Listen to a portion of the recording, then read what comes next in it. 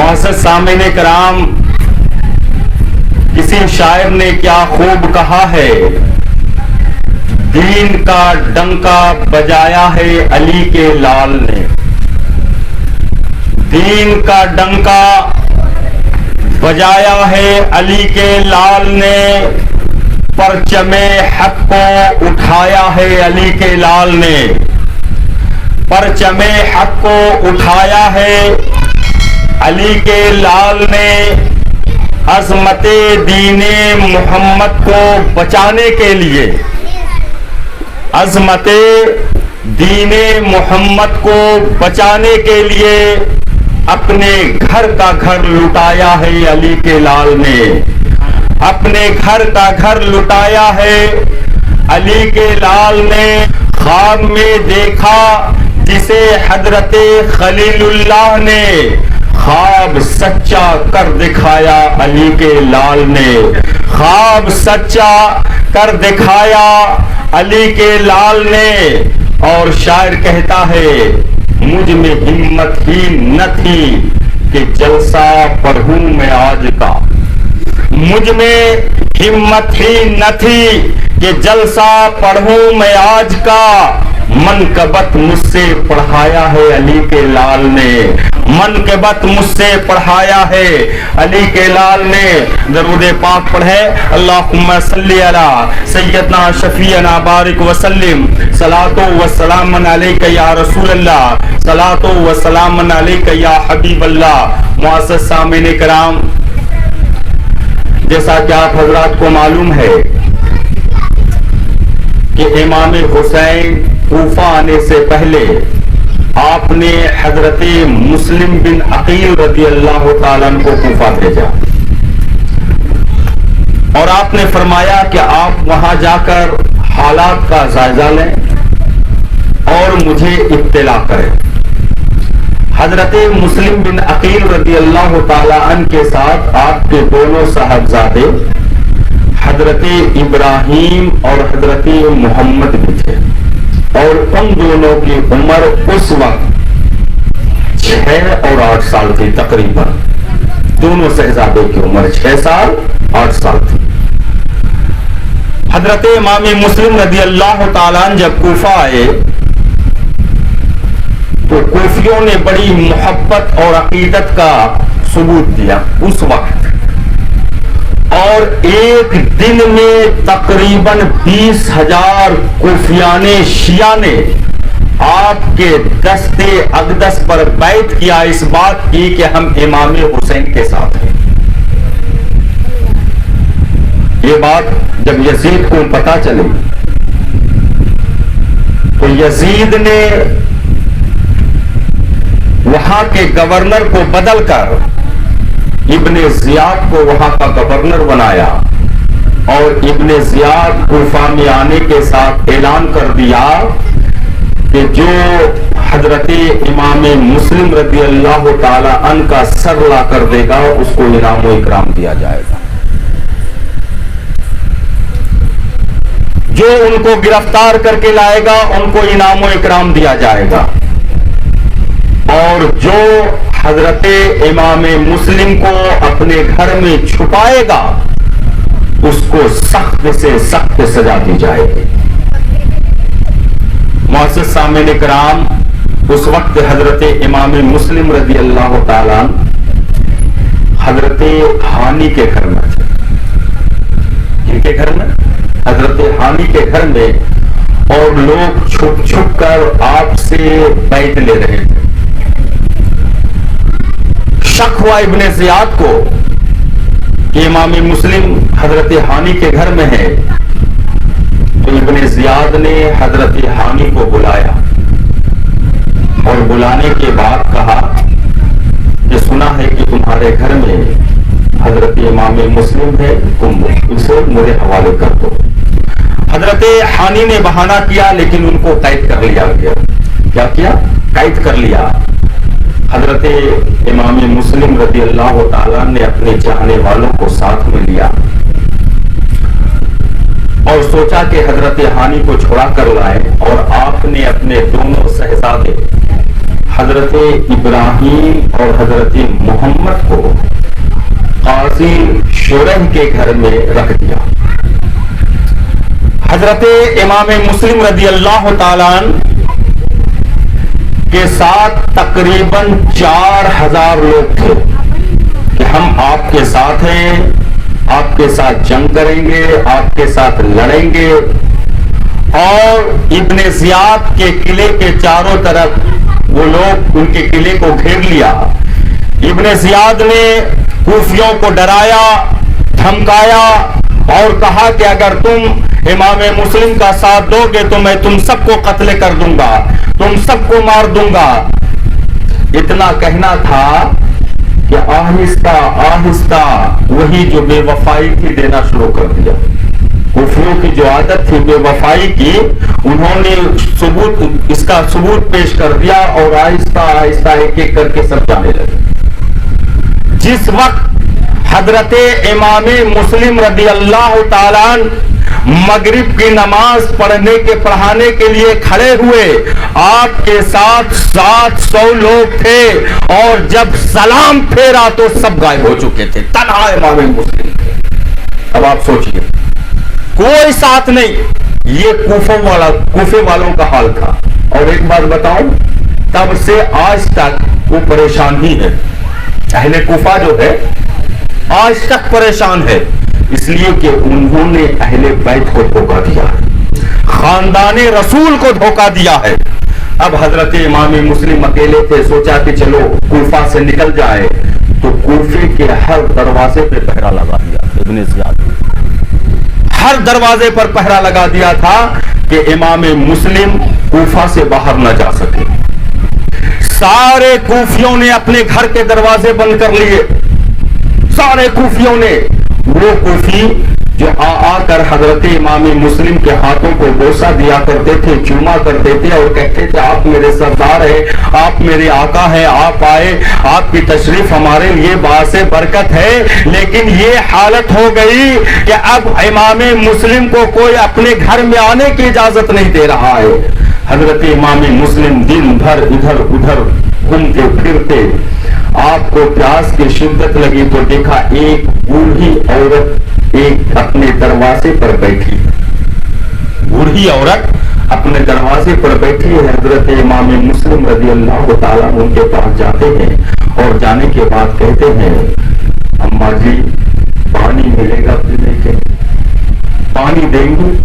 انہوں نے پانی لا کے دیا. حضرت امام مسلم نے پانی پیا. اس بوڑھی عورت نے کہا اے مسلم تمہارا گھر کہاں ہے, تم گھر چلے جاؤ, ابھی بلوائے عام ہے, پتہ نہیں کس کو کب قتل کر دیا جائے گا. تو حضرت امام مسلم نے کی آنکھوں میں آنسو آ گیا اور آپ نے فرمایا امام میں کہاں جاؤں, میں مسافر ہوں, میں تنہا ہوں, میرا کوئی گھر نہیں ہے, میں جاؤں تو کہاں جاؤں. تو اس کی ماں نے کہا کہ تو ہے کون؟ کہا میں آل محمد ہوں, میں نبی کے گھرانے کا ہوں, میں علی کے آنکھوں کا تارا ہوں, فاطمہ الزہرا کا نور نظر ہوں, مصطفیٰ کا نواسا ہوں, میں کہاں جاؤں. اس بوڑھی نے کہا کیا تم امام مسلم ہو؟ کہا ہاں میں مسلم بن عقیل ہوں. آج کوفیوں نے میرے لیے اپنے گھر کے دروازے کو بند کر لیا ہے. وہ بوڑھی کہتی ہے آج تو میرا مقدر چمک گیا ہے, آج تو میرا مقدر چمک گیا ہے. قدموں پہ گر گئی, اپنے گھر میں لے گئی, پہلے کھانا دیا, اب آتی ہے جاتی ہے, کبھی روتی ہے کبھی ہنستی ہے, کبھی روتی ہے کبھی مسکراتی ہے. کہتی ہے آج مجھے خدمت کا موقع ملا ہے. اہل بیت سے محبت کرنے والی تھی, آل رسول کو چاہنے والی تھی. انہوں نے کہا کہ آج موقع ملا ہے, آج میں اہل بیت کی خدمت کر کے میں جنت حاصل کر لوں گی. نہیں اس کا بیٹا آ جاتا ہے, بیٹا آتا ہے اور وہ بیٹا یزید کی فوجیوں میں ایک سپاہی تھا. ماں کو دیکھا کبھی یہاں آتی ہے کبھی وہاں جاتی ہے, کبھی اس کمرے میں آتی ہے کبھی اس کمرے میں جاتی ہے, کبھی روتی ہے کبھی مسکراتی ہے. سے پوچھا ماں معاملہ کیا ہے؟ کہا بیٹا آج تو میرا مقدر چمک اٹھا ہے, میرا مقدر چمک اٹھا ہے. میرے گھر میں اہل بیت ہے, میرے گھر میں آل رسول تشریف لائے ہیں. اس کا بیٹا ڈر گیا. اس کا بیٹا سوچا ابن زیاد نے اعلان کر دیا ہے کہ اگر کوئی امام مسلم کو پناہ دے گا اسے قتل کر دیا جائے گا, جو اس کی اطلاع دے گا اسے انعام و اکرام دیا جائے گا. اب وہ چپکے سے جاتا ہے اور جانے کے بعد ابن زیاد کو اطلاع دے دیتا ہے. ابن زیاد کو اطلاع دیتا ہے. ابن زیاد اپنی فوج بھیجتا ہے, سپاہی بھیجتا ہے اور ان کے گھر کو گھیر لیا جاتا ہے. گھر کے چاروں طرف فوجی جمع ہو جاتے ہیں. حضرت امام مسلم کو تب پتہ چلتا ہے جب گھر کو گھیر لیا جاتا ہے, لیکن ہاشمی خون تھا جسم میں, ہاشمی خون تھا. آپ کب رکنے والے تھے؟ آپ تلوار کب رکھنے والے تھے؟ آپ باہر نکلے, تلوار کو لہراتے ہوئے نکلے اور یزیدی فوجوں کو قتل و غارت کرنے لگے, ایک طرف سے کاٹنے لگے. اب جب دیکھا کہ ہاشمی تلوار چل رہی ہے تو یزیدی فوج نے سوچا کہ یہ تلوار ایسے رکے گی نہیں, کتنوں کو کاٹ دے گی. تو انہوں نے ایک چال چلی, ایک دھوکہ دیا. حضرت امام مسلم سے فرمایا, ایک شخص نے کہا کہ دیکھو میں تم کو اپنی پناہ میں لیتا ہوں, میں تمہیں اپنی پناہ میں لیتا ہوں, تمہیں کوئی قتل نہیں کرے گا, تمہیں کوئی نہیں مارے گا, تم آ جاؤ, جنگ چھوڑ دو. حضرت امام مسلم نے تلوار کو رکھ لیا. حضرت امام مسلم کو قید کر لیا جاتا ہے. قید کرنے کے بعد جب ابن زیاد کے دربار میں لایا جاتا ہے تو حضرت امام مسلم کی تلوار کو چھین لیتا ہے. ابن زیاد حضرت امام مسلم کی تلوار کو چھین لیتا ہے. وہ سمجھ جاتے حضرت امام مسلم کہ اب مجھے شہید کر دیا جائے گا, اب مجھے قتل کر دیا جائے گا. آپ رونے لگتے ہیں, آپ کی آنکھوں میں آنسو آ جاتا ہے. تو پوچھتا ہے, ابن زیاد کا فوجی پوچھتا ہے کہ تم موت کے ڈر سے رو رہے ہو؟ کہا نہیں, میں موت کے ڈر سے نہیں رو رہا ہوں, میں نے امام حسین کو خط لکھ دیا ہے, وہ وہاں سے نکل چکے ہوں گے.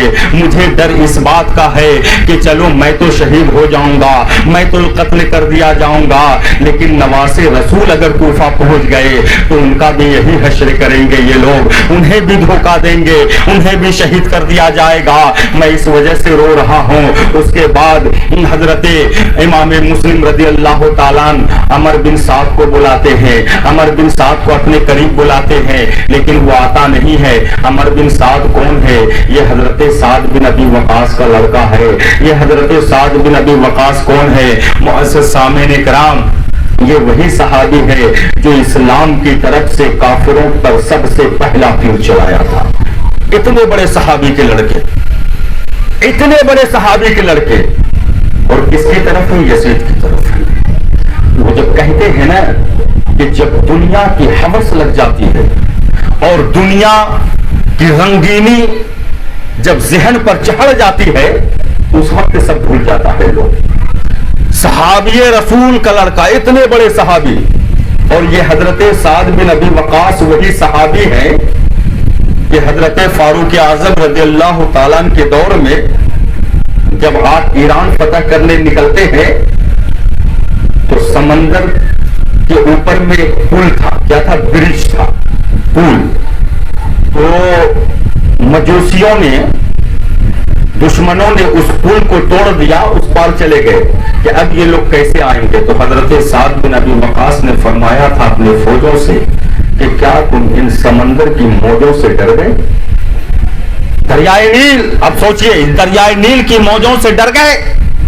تو حضرت سپاہیوں نے کہا تھا, اے سپہ سالار, میں دریائے نیل کی موجوں سے نہیں ڈرا ہوں, بلکہ میں آپ کے حکم کا انتظار کر رہا ہوں. تو حضرت سعد بن ابی وقاص نے فرمایا تھا کہ سب سے پہلے میرا گھوڑا دریائے نیل میں جائے گا, اور دریائے نیل پھول چل رہا تھا اور آپ نے اپنے گھوڑے کو دریائے نیل میں ڈال دیا. پوری فوج نے دریائے نیل میں گھوڑے کو ڈال دیا, اور جب دشمن نے دیکھا تو جانتے ہیں انہوں نے کیا کہا تھا؟ دیو آمد, دیو آمد, جنات آ گیا, جنات آ گیا. اسی کو علامہ اقبال نے کیا پیارے انداز میں اس کی تصویر کھینچی ہے. دشت تو دشت دریا بھی نہ چھوڑے ہم نے, دشت تو دشت دریا بھی نہ چھوڑے ہم نے, بحر ظلمات میں دوڑا دیے گھوڑے ہم نے. اتنے بڑے صحابی کے لڑکے ہیں حضرت سعد بن ابی وقاص رضی اللہ تعالیٰ عنہ کے لڑکے عمر, اور وہ کس میں ہے؟ یزیدی کی فوج میں. کیوں؟ صرف دنیا کی ہوس کی وجہ سے, دنیا کی لالچ کی وجہ سے. تو حضرت امام مسلم رضی اللہ تعالیٰ نے عمر بن سعد سے کہا ذرا میرے قریب آؤ، میں تم سے کچھ کہنا چاہتا ہوں۔ تو عمر نے کہا میں نہیں آؤں گا، عمر نے کہا میں نہیں آؤں گا۔ ابن زیاد نے کہا دیکھو تو کیا کہتا ہے، دیکھو تو کیا کہتا ہے۔ تو جب عمر آیا تو حضرت امام مسلم نے فرمایا کہ یہ لوگ مجھے شہید کر دیں گے، یہ لوگ مجھے کیا کریں گے، شہید کر دیں گے، میں کچھ ذمہ داری تمہیں دیتا ہوں، اسے پورا کر دینا۔ ایک تو یہ کہ مجھ پر فلاں شخص کا 700 درہم قرض ہے۔ دیکھیے آپ خاندان اہل بیت کا تقویٰ دیکھیے، سلمان اپنی فکر نہیں کہ میں شہید کر جاؤں گا، میرے لیے سفارش کر دو، مجھے بچا دو، نہیں، بلکہ فرما رہے مجھ پر 700 درہم قرض ہے، تمہیں یہ ذمہ داری دیتا ہوں کہ میرے گھوڑے کو اور میرا ساز و سامان بیچ کر وہ 700 درہم کے قرض ہے وہ ادا کر دینا، یہ ذمہ داری دیتا ہوں۔ ایک بات بتاؤ، آج لوگ بڑے آرام سے قرض لے لیتے ہیں، سن مارے کیا کرتے ہیں، بڑے آرام سے قرض لے لیتے ہیں۔ کل قیامت کے دن یہ حالت ہوگی کہ 1 درہم آپ نے اگر کسی کا قرض لیا ہے، 1 درہم، 1 روپیہ آپ نے کسی کا قرض لیا ہے اور آپ اگر اس کو اس دنیا میں نہیں دیں گے اور یا معاف نہیں کروا لیں گے تو کل قیامت کے دن اس 1 درہم کے بدلے میں 40 نمازیں دینی پڑیں گی، یعنی 40 نمازوں کی نیکیاں دینی پڑے گی، اور وہ نماز جو اللہ کی بارگاہ میں مقبول ہو گئی۔ اب آپ سوچئے کہ ہمیں تو یہ بھی پتا نہیں کہ ہم جو نماز پڑھتے ہیں تو یہ مقبول ہے بھی یا نہیں، اور اگر کسی کے پاس نیکی نہیں ہے تو آپ نے جس کا قرض لیا ہے وہ کہے گا کہ مولا اس کے بدلے میں اگر اس کے پاس نیکی نہیں ہے تو میرے گناہ کو اس پر ڈال دے۔ آپ سوچئے اس کے گناہ کو، ہم پہلے ہی کتنے گناہ لیے ہوئے ہیں، اور وہاں کہا جائے گا اس کے گناہ کو، میرے گناہ کو اس پر ڈال دے۔ معزز سامعین کرام، اسی لیے میں کہتا ہوں کہ قرض بڑے سنبھل کر لیجئے اور جب لیں تو اسے ادا کیجئے۔ آقا فرماتے ہیں کہ اگر کوئی شخص قرض اس نیت سے لیتا ہے کہ ہمیں دینا ہے تو اللہ تعالیٰ اسے توفیق عطا کرتا ہے کہ وہ اس کا قرض ادا کر دیتا ہے۔ سمجھ ماریے، تو آپ نے فرمایا کہ 700 قرض ہے، میرا گھوڑا بیچ کر ادا کر دینا۔ اور دوسری بات یہ ہے کہ جب مجھے یہ سولی پر چڑھا دیں گے، میں شہید ہو جاؤں گا، تو میری لاش مبارک کو دفن کر دینا۔ کیا کر دینا؟ دفن کر دینا۔ اور تیسری بات یہ ہے کہ ایک خط امام حسین کو لکھ دینا کہ آپ کوفہ تشریف نہ لائیں، آپ کوفہ تشریف نہ لے آئے۔ اس کے بعد حضرت امام مسلم رضی اللہ تعالیٰ عنہ کو گورنر ہاؤس کے سب سے اوپر کی منزل پر لے جایا جاتا ہے اور آپ کو وہاں شہید کر دیا جاتا ہے۔ آپ کو کیا کر دیا جاتا ہے؟ شہید کر دیا جاتا ہے۔ معزز سامعین کرام،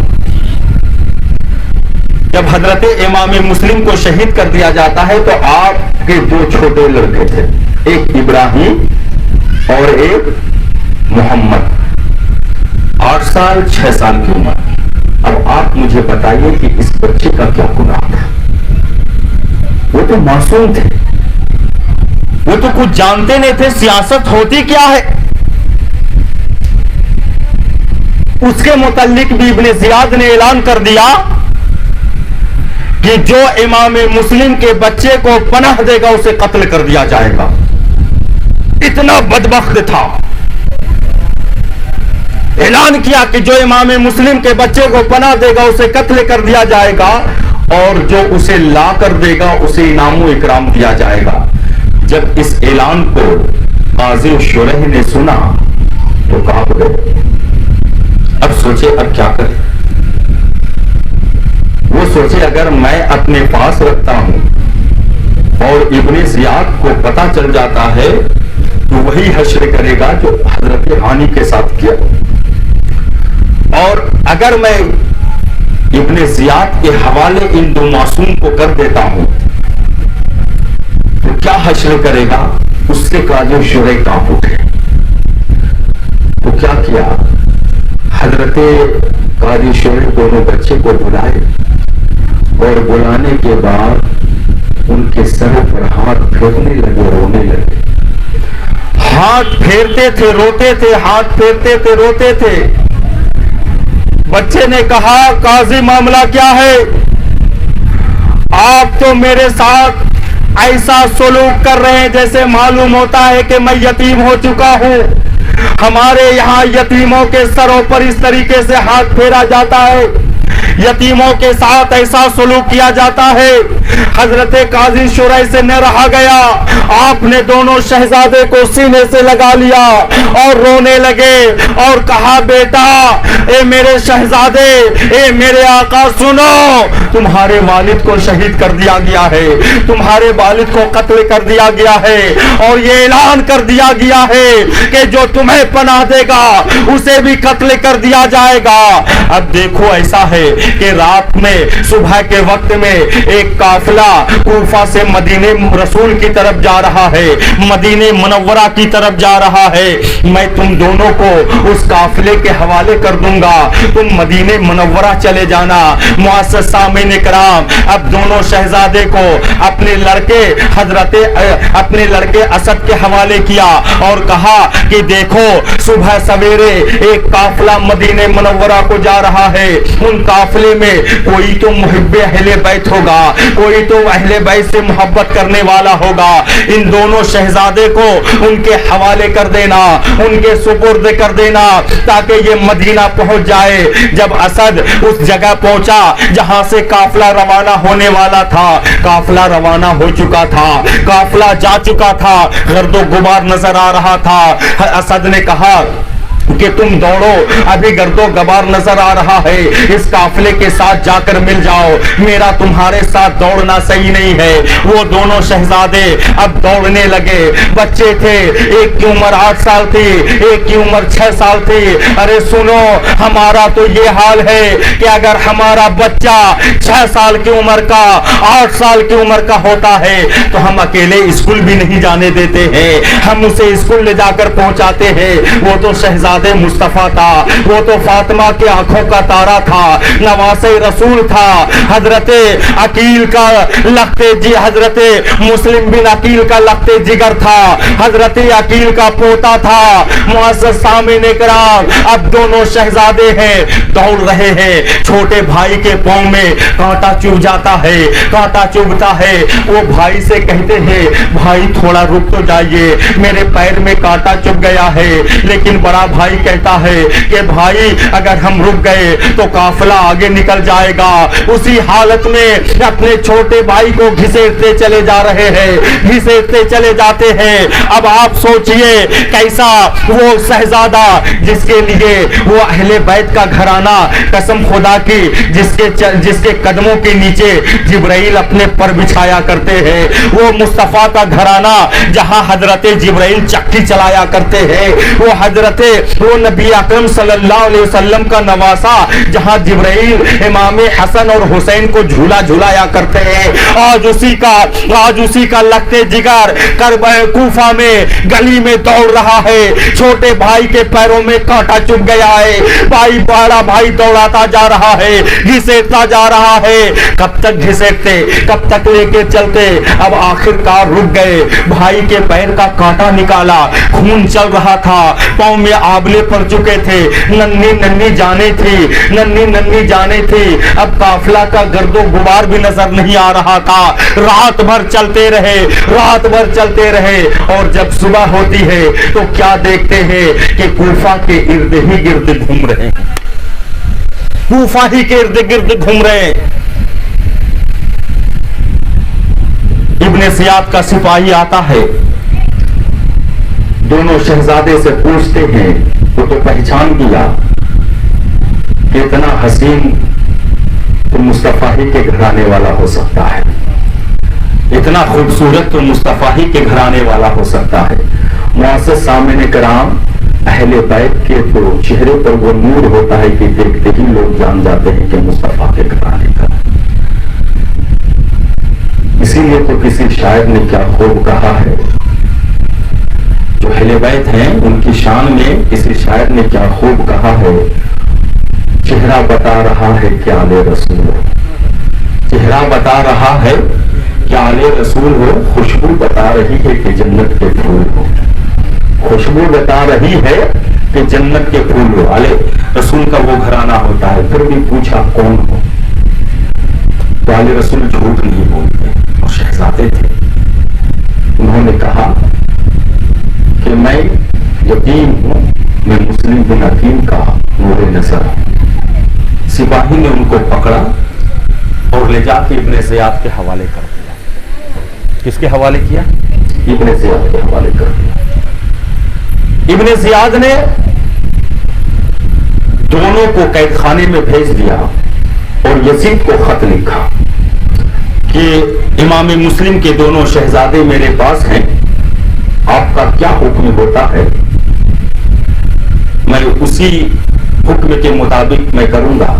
اور جب دونوں شہزادوں کو قید میں بھیجا تو دونوں نے جب اندھیری کوٹری کو دیکھا، آپ جانتے قید خانے کا کیا، قید خانے کی حالت کیا ہوتی ہے، جیل کی کیا حالت ہوتی ہے، تو دونوں ایک دوسرے سے لپٹ کر رونے لگے اور کہا چھوٹے نے بڑے بھائی سے، بھائی میں نے ایسا گھر تو مدینے میں نہیں دیکھا، یہ کون سا روم ہے، یہ کون سا کوٹری ہے۔ دونوں ایک دوسرے سے ڈرے سہمے چینتے پڑے ہوئے تھے۔ اس قید خانے کا جو داروغہ تھا، پہرے دار تھا، وہ اہل بیت سے محبت کرنے والا تھا۔ ایک بات میں بتاؤں، ظالم زبان پہ قبضہ کر سکتا ہے، دل پہ ظالموں کا قبضہ نہیں ہوتا ہے۔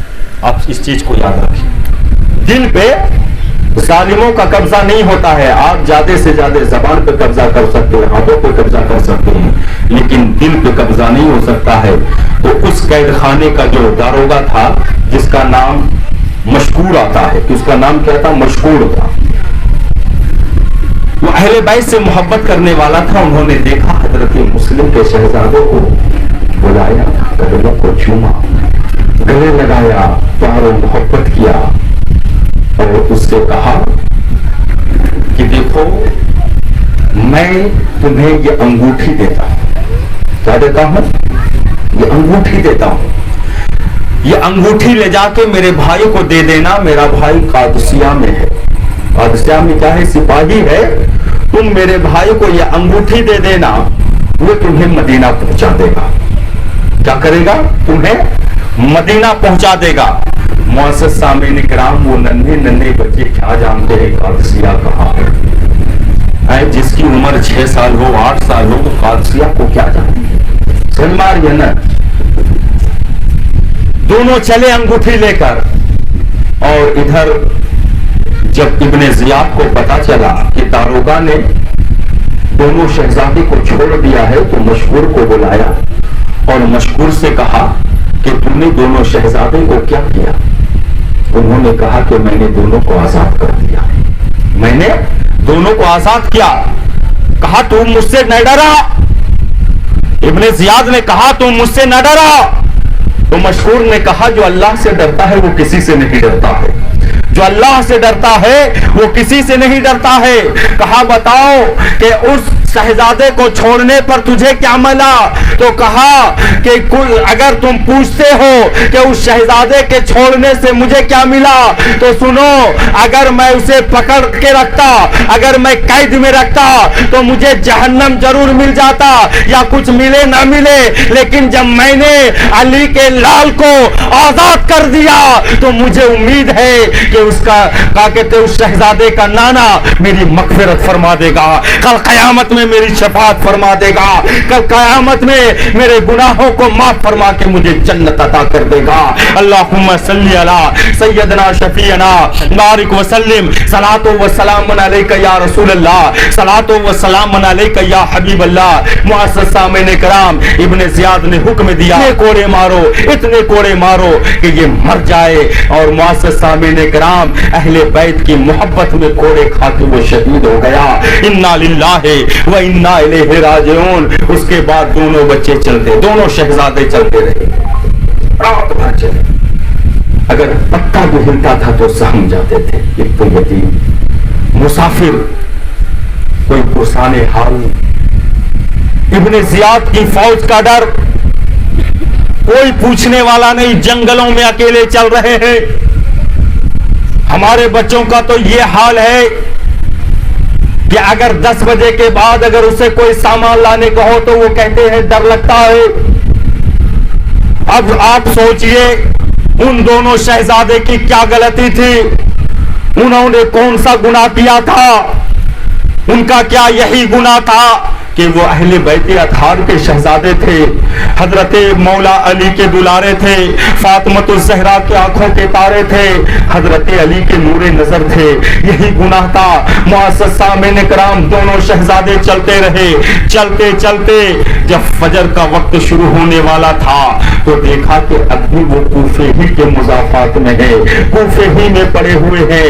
اب معزز سامعین کرام، انہوں نے چھوٹے بھائی نے بڑے بھائی سے کہا کہ بھائی اب فجر کا وقت ہونے والا ہے، کوئی چشمہ ڈھونڈتے ہیں، کوئی پانی کا تالاب ڈھونڈتے ہیں، کم سے کم نماز تو پڑھ لیں، فجر کی نماز تو ادا کر لیں۔ معزز سامعین کرام، دیکھیے کیسے گھرانے کے تھے، ابھی 8 سال عمر ہے، 6 سال عمر ہے، 6 سال عمر ہے، لیکن انجان پر خطرہ ہے، کب دشمن آ کے پکڑ لے گا، لیکن پھر بھی نماز قضا نہیں کر رہے ہیں، نماز نہیں چھوڑ رہے ہیں۔ اس سے ہماری ماں اور بہنوں کو عبرت حاصل کرنا چاہیے کہ ہم بھی نماز پڑھیں، ہم اپنے بچوں کو بھی نماز پڑھنے کے لیے کہیں۔ اگر واقعی اہل بیت سے محبت کرتے ہیں، دونوں نے وضو کیا، وضو کرنے کے بعد دونوں نے فجر کی نماز ادا کی، فجر کی نماز ادا کرنے کے بعد اب دونوں نے سوچا کہ اب صبح ہونے والی ہے، ابن زیاد کے سپاہی کہیں مجھے پکڑ نہ لائے، تو سوچا کوئی چھپنے کی جگہ ڈھونڈا جائے۔ تو انہوں نے دیکھا کہ ایک بہت پرانا جھاڑ ہے، بہت پرانا جھاڑ ہے، اور اس کے اندر ایک خو بنا ہوا ہے، ایک خو بنا ہوا ہے۔ معزز سامعین کرام، بھائیوں نے کہا کہ چلو اسی کے اندر دن بھر چھپ کر بیٹھتے ہیں، اسی کے اندر رہتے ہیں، جب رات ہوگی تو پھر سفر شروع کریں گے۔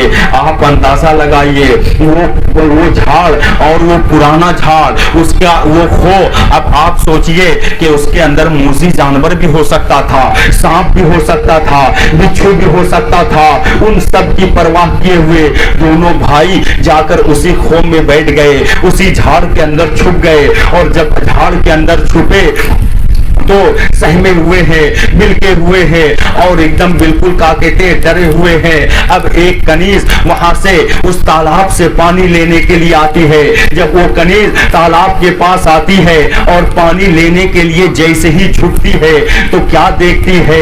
وہ دیکھتی ہے جھوکی نظریں تو اس پانی میں 2 سائے نظر آئے، جھوکی نظریں تو اس پانی میں 2 سائے نظر آئے، اٹھی نظریں تو پھر مسلم کے جائے نظر آئے، جھوکی نظریں تو اس پانی میں 2 سائے نظر آئے، اٹھی نظریں تو پھر مسلم کے جائے نظر آئے۔ کہا تم کون ہو؟ تم کون ہو؟ بچوں بڑے پیار سے پوچھا، تم کون ہو بچوں؟ بڑے پیار سے پوچھا، یہاں کیوں چھپ کے بیٹھے ہو؟ بڑے اعتبار سے پوچھا، یہاں کیوں چھپ کے بیٹھے ہو؟ بڑے اعتبار سے پوچھا، بتاؤ کون ہو تم اور کس کے جگر کے پارے ہو؟ بتاؤ کون ہو تم، کس کے جگر کے پارے ہو کس کے دل کی راحت اور کس کی آنکھ کے تارے ہو کس کے دل کی راحت اور کس کی آنکھ کے تارے ہو۔ بڑے سہمے ہوئے تھے، پیار کو دیکھا تو بول اٹھے، بڑے سہمے ہوئے تھے، پیار کو دیکھا تو بول اٹھے، ہزاروں میں سے غمخوار کو دیکھا تو بول اٹھے، بولے ہم ہیں ٹکڑے حضرت مسلم کے سینے کے، بولے ہم ہیں ٹکڑے حضرت مسلم मुस्लिम के सीने के यतीम व बेकस व तन्हा मुसाफिर है मदीने के। बोले हम हैं टुकड़े हजरत मुस्लिम के सीने के, यतीम व बेकस व तन्हा मुसाफिर है मदीने के। यानी जब उस कनीज ने देखा कि दो बच्चे हैं, दो शहजादे हैं जो सहमे हुए इस झाड़ में छुपे हुए हैं, तो उस कनीज ने पूछा कि बच्चे बता तो तू है कौन, कहां से आया है, यहाँ क्यों छुपा हुआ है, तुम्हें क्या हुआ है, आखिर मामला क्या है, तुम यहाँ छुप कर क्यों बैठे हुए हो। देखा बड़े हसीन है, बड़े खूबसूरत है। अब बड़ी मोहब्बत से पूछा, बड़े एतबार से पूछा, बड़े दुलार से पूछा, तो बच्चों ने भी देखा कि लगता है कि ये क्या कहते हैं मोहब्बत करने वाली है, चाहने वाली है। आपने सोचा कि अगर सच बता देता हूं तो कहीं फिर इब्ने जियाद के पास न लेके चली जाए, इब्ने जियाद के पास न लेके चली जाए। अगर झूठ बोलता हूं तो ये मेरे घराने की रीत नहीं है। झूठ बोलना अहले बैत का शेवा नहीं है, झूठ बोलना अहले बैत का तरीका नहीं है, झूठ बोलना अहले बैत का कहते रीत नहीं है। तो उन्होंने कहा कि हम हजरत इमाम मुस्लिम के शहजादे हैं, हम यतीम हैं, हम मुसाफिर हैं, हम यहाँ तन्हा हैं, यहाँ मेरा कोई नहीं है, सारा कूफा मेरा दुश्मन बना हुआ है। उस कनीज ने कहा हम अहले बैत से मोहब्बत करने वाली है और मेरी मालिका जो है वो भी अहले बैत से बड़ी मोहब्बत करती है, अहले बैत को बड़ी चाहती है, अहले बैत से बड़ी मोहब्बत करने वाली है। तुम मेरे साथ चलो। अब जैसे ही दोनों शहजादे को वो अपने घर लेकर जाती है, उनकी मालका पूछती है ए कनीज ये कौन है, तुमने कहां से लाया है। तो कनीज कहती है ए मेरी मालका ये अली के दुलारे हैं, मुस्तफा के नवासे हैं, फातिमा के जिगर के टुकड़े हैं, मौला अली के दुलारे हैं, हजरत अली के लत्ते जिगर हैं, उनके पेसर हैं, उनके पेसरान हैं, ये दोनों उनके लड़के हैं। तो उस कनीज ने उसकी मालका ने कहा कि क्या बात है, तूने अहले बैत को मेरे घर में लाया है, आज तो मेरा मुकद्दर समझ गया है, आज तो मेरा मुकद्दर समझ गया है, आज तो क्या कहते मैं इन दोनों शहजादे की खूब खिदमत करूंगी। कहा सुनो मेरे देने को तो कुछ नहीं है, लेकिन तूने अहले बैत को मेरे घर में लाया है, इसके बदले में मैं तुम्हें आजाद करती हूँ। उन्होंने अपनी कनीज को आजाद कर दिया, इस खुशी में अपनी कनीज को आजाद कर दिया। अब दोनों शहजादे को अपने सामने बैठाती है, कभी चूमती है, कभी गले लगाती है। आपने उसकी मालका ने दोनों को नहलाया, नहलाने के बाद सर में तेल लगाया, कंघी किया, प्यार किया, मोहब्बत किया और प्यार और मोहब्बत करने के बाद दोनों को एक कमरे में सुला दिया। सुलाने के बाद रात का जब आधा कुछ हिस्सा गुजर जाता है, उसका शौहर आता है जिसका नाम हारिस था, बड़ा थका मांदा आता है। आने के बाद कहता है, जानते हो क्या कहता है, आने के बाद में कहता है कि जल्दी से खाना दो। उसकी बीवी कहती है कि मामला क्या है, तुम इतने परेशान क्यों हो, तुम थके हुए क्यों हो। तो वो कहता है कि तुम्हें पता नहीं है, इब्ने जियाद ने ऐलान किया है कि जो इमामी मुस्लिम के शहजादे को पकड़ कर लाएगा उसे इनामो इकराम अता किया जाएगा, उसे बहुत मालो दौलत मिलेगा। मैं दिन भर उसकी तलाश में घूमता रहा, मैं दिन भर उसकी तलाश करता रहा, यहाँ तक कि मेरा घोड़ा भी मर गया।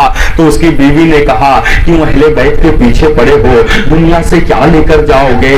अगर क्या कहते हैं अहले बैत की इज्जत करो, अहले बैत की खिदमत करो, कल मुस्तफा तुम्हारी मगफिरत करेगा, मुस्तफा मगफिरत फरमाएंगे, तुम्हारे गुनाहों को रब की बारगाह में माफ कराएंगे। कहा तुम सब वो सब छोड़ो, मुझे खाना दो, मुझे फिर उसकी दोनों की तलाश में जाना है। उसके दिल पर भी पर्दा पड़ चुका था, दुनिया का हवस पड़ चुका था। वो खाना खाने के बाद क्या कहते हैं, अब जो हजरत इमाम मुस्लिम के लड़के हैं वो आराम से सोए हुए हैं। बड़े ने ख्वाब देखा, हजरत बड़े ने ख्वाब देखा। ख्वाब में क्या देखते हैं, अल्लाह के हबीब सल्लल्लाहु अलैहि वसल्लम को देखते हैं, ख्वाब में आका को देखते हैं। और क्या देखते हैं, आका को देखते हैं कि आकाए दो जहां सल्लल्लाहु अलैहि वसल्लम आबे कौसर के पास तशरीफ फरमा है, आबे कौसर के पास है, साथ में मौला अली हैं, उनके साथ में हमारे वालिदे मोहतरम हजरते मुस्लिम बिन अकील हैं। आका फरमा रहे हैं, मुस्लिम बिन अकील से फरमा रहे हैं, ए मुस्लिम تم اکیلے آ گئے ہو اور اپنے شہزادوں کو دشمنوں کے بیچ میں چھوڑ کے آ گئے ہو، اسے بھی ساتھ میں لے کے آنا چاہیے، اسے بھی میرے پاس لے کے آنا چاہیے۔ جیسے ہی یہ خواب دیکھتے ہیں بڑے رونے لگتے ہیں، آنکھوں میں آنسو آ جاتا ہے، چھوٹے کو گلے لگا لیتے ہیں اور کہتے ہیں بھائی اب ہم دونوں کا بھی وقت آ گیا ہے، نانا انتظار کر رہے ہیں، نانا انتظار کر رہے ہیں۔ چھوٹے عرض کرتے ہیں بھائی جان میں نے بھی یہی خواب دیکھا ہے، میں نے بھی یہی خواب دیکھا ہے۔ اب جب دونوں گلے مل کر رونے لگتے ہیں، حارث جب ان کی رونے کی آواز سنتا ہے، بیوی سے پوچھتا ہے کہ یہاں رونے کی آواز کہاں سے آ رہی ہے؟ اس کی بیوی کہتی ہے پڑوس میں ایک بچہ رو رہا ہوگا۔ کہا نہیں، مجھے گھر سے رونے کی آواز آ رہی ہے، مجھے بتاؤ کہ کون رو رہا ہے؟ انہوں نے کہا کوئی نہیں، تمہارا کان بج رہا ہوگا۔ لیکن جب گھر کا دروازہ کھولتا ہے اور کھولنے کے بعد دیکھتا ہے کہ دو نور نظر ہے جس کے چہرے سے نور ٹپک رہا ہے، پوچھا تم دونوں کون ہو؟ دونوں بچے نے دیکھا تھا کہ اس گھر کی مالکہ تو اہل بیت سے محبت کرنے والی ہے، بڑی چاہنے والی ہے، محبت کرنے والی ہے۔ انہوں نے کہہ دیا کہ ہم امام مسلم بن عقیل کے شہزادے ہیں۔ کہا سن، میں نے تم کو پورا کوفہ ڈھونڈ مارا، میرا گھوڑا مر گیا اور تم یہیں پڑے ہوئے ہو۔ معزز سامعین کرام، اس بدبخت نے، اس کمبخت نے دونوں شہزادے کے چہرے پر تماچا مارا۔ تماچا مارنے کے بعد ان دونوں شہزادوں کے زلفوں کو ایک دوسرے کے بالوں سے باندھ دیا۔ ایک بات میں بتاؤں کہ جسم کا سب سے نازک حصہ بال ہوتا ہے، جسم کا سب سے نازک حصہ بال ہوتا ہے۔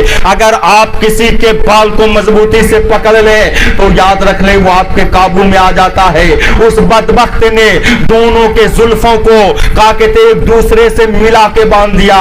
ایک بات بتاؤں، اس وقت زلفیں رکھا جاتا تھا تو آپ دونوں کے زلفوں کو مضبوطی سے باندھ دیا۔ اب سوچئے کتنی تکلیف ہوئی ہوگی، کتنی تکلیف ہوئی گی۔ علامہ نبہانی علیہ رحمہ فرماتے ہیں کہ ایک شخص نے ایک آل رسول کو ایک تماچا مارا تھا۔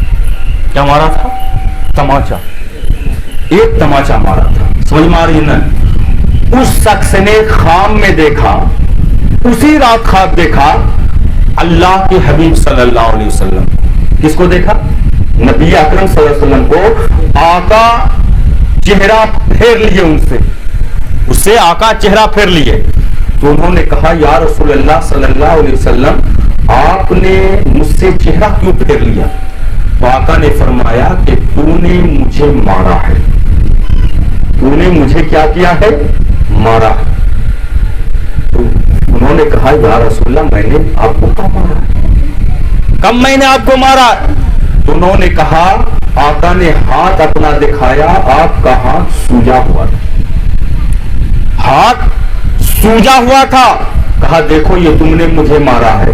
کہا یا رسول اللہ میں نے کب مارا ہے؟ تو کہا جب تم نے میرے شہزادے کو مارا تو اسے تو تماچا بعد میں لگی، اس کا اثر پہلے مجھ پر ہوا۔ معزز سامعین کرام، یہ 700-800 سال کے بعد کی بات ہے۔ تو جب 800 سال کے بعد بھی اگر کوئی آل رسول کو مارتا ہے تو مصطفیٰ کو مار لگتی ہے، تو اب آپ سوچئے کہ وہ تو مصطفیٰ کے نواسے تھے، عقیل کے جگر کے ٹکڑے تھے، اس کے ساتھ ایسا کیا گیا تو اب اس کا حشر قیامت میں کیا ہوگا آپ اندازہ لگائیے۔ اللہم صلی علی سیدنا شفیعنا بارک وسلم، صلاۃ و سلام علیک یا رسول اللہ، صلاۃ و سلام علیک یا حبیب اللہ۔